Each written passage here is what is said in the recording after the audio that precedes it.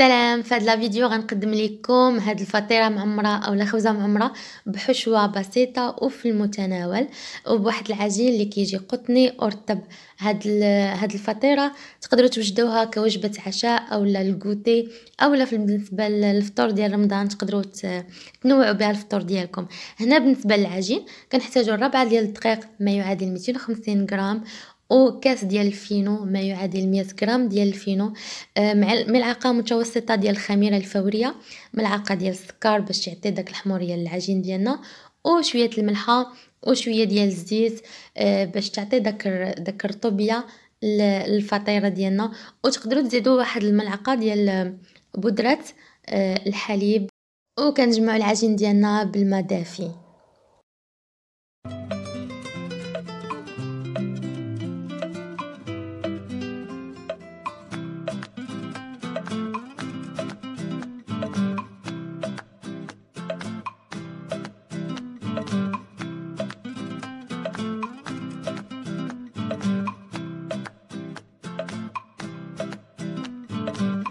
بالنسبه للحشوه كنحتاجوا البصله مشلده، فلفله مقطعه مربعات صغيره، تقدروا ديروا نص ديال الفلفله حمراء ونص ديال الفلفله خضراء.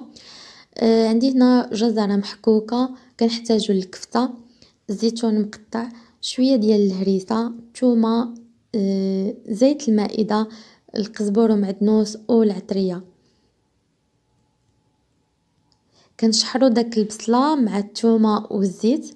ملي كطيح البصله عاد كنزيدوا الكفته، كنبقاو نشحروا في داك الكفته وكنزيدوا العطريه، كنزيدوا الملحه، البزار، سكينجبير، الخرقوم، التحميره، شويه د الكمون والهريسه والقزبر ومعدنوس. كنشحروا الكل، عاد كنبداو نزيدوا في الخضره ديالنا.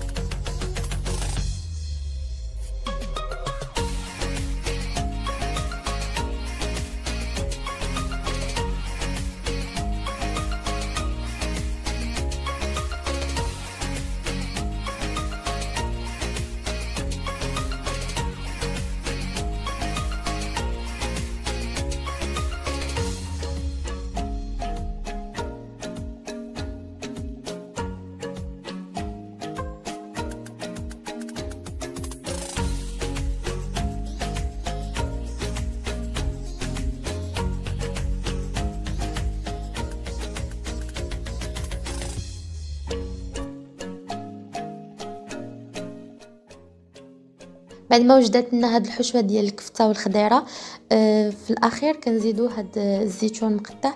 انا هنا درت شويه ديال الحامض مصير، تقدروا تستغناو عليه. المهم كتزيدوا هاد الزيتون مقطع، تقدروا تزيدوا الفرomاج محكوك، وهكذا كتكون وجدتوا هاد الحشوه هذه اللي المقادير ديالها بسيطه وكتجي زوينه. بالنسبه للعجين، بعد ما رتاح لنا العجين كنقسموه على جوج ديال الكرات. الكره الاولى كنطلقوها بالمدلك اولا كنسرحوها غير باليد، وكندهنوا الصفيحه ديال الفرن بشويه ديال الزيت، وكندردروا شويه ديال الفينو. بعد كنطلقوا هذيك الكره الاولى، كنتكوها شويه بلا فرشات باش كيخرج داك النفس، باش ما تنفخش لينا. بعد كندردروا شويه ديال الفرماج محكوك، كنديروا الحشوه ديالنا وكنديروا فوق منها فرماج محكوك، وكنغطيوها بداك العجينه الثانيه اللي كنكونوا بسطناها. كنغطيوها وكنلمطوها من الجناب، كنبسطوا العجينه ديالنا باش يخرج داك النفس. من بعد كنتكوها بالفرشات باش ما تنفخش. من بعد كندهنوها بالصفر ديال البيض، وكنزينوها بشويه ديال الزنجلان وشويه ديال السانوج. انا علمتها بالسكين قبل ما ندخلها الفران، كطيبوها من التحت وعاد كطيبوها من الفوق. المهم هاد الفطيرة هادي كتجي العجينة ديالها قطنية وكتجي زوينة، وكيف ما قلت لكم صراحة كوجبة عشاء اولا الكوتي اولا دابا مع رمضان تقدروا تنوعوا بها الفطور ديالكم. المهم كنتمنى هاد الوصفة تعجبكم، وكنتمنىكم تشجعوني بلايك وتدعموني باشتراك، وشكرا على المشاهدة.